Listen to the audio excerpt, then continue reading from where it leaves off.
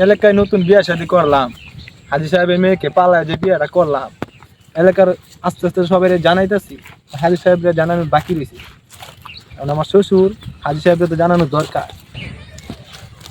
আজকে যাকেই পামু তাকেই জানামু যে আমি হাজি সাহেবের মায়ের প্রেম করে বিয়া করছি।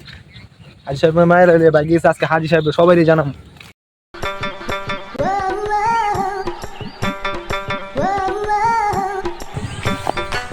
বিজয়, কই যাইতাছো মেয়ে? নাম তো একটা কই গেছি, কি কাজ করছো তুমি? হাজি সাহেবের মায়ের বিয়ে করেছি। তো মেয়ে, তুমি হগলে এতদিন একটা কাজের মতো কাজ করছো, তা তোমার শ্বশুরে জানাইলা না? না এখনো জানাই না তো।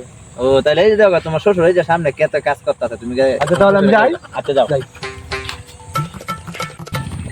হাজি সাহেবের মায়ারে বিয়ে হচ্ছে।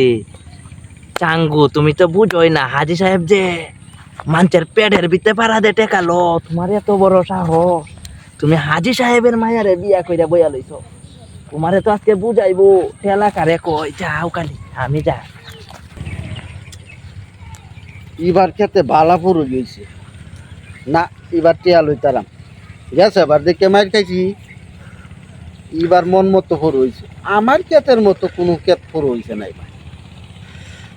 এবার মন ফুসবো, যাই দিয়ে বাড়ির দিকে যাই।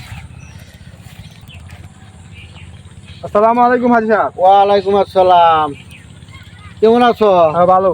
হাজি সাহেব আপনার জন্য তো একটা সুখবর আছে।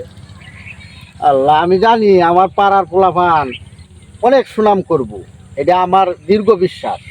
তো কি কিছু সংবাদ? আমি তো আপনার মায়ের বিয়ে করেছি। ভালো করছো, খুশির খবর, অনেক ভালো করছো। বিয়া সাদিল ফরজ কাম, আর তুমি উপযুক্ত হয়েছো, বিয়া করছো, ভালো করছো, অনেক ভালো করছো। আচ্ছা তাহলে যাও। হ্যাঁ, কি কয়ে গেল ছেলেটা? আমার মায়ের বিয়া করলো মানে? হাজি সাহেবের মেয়ের বিয়া করছে? হাজি সাহেব তো আমি। বিষয়টা তো একটু ঘাবড়া ঘাবড়া লাগতেছে। এদিকে এদিকে এদিকে, দাঁড়া এদিকে। আমার মায়ের বিয়া করছে।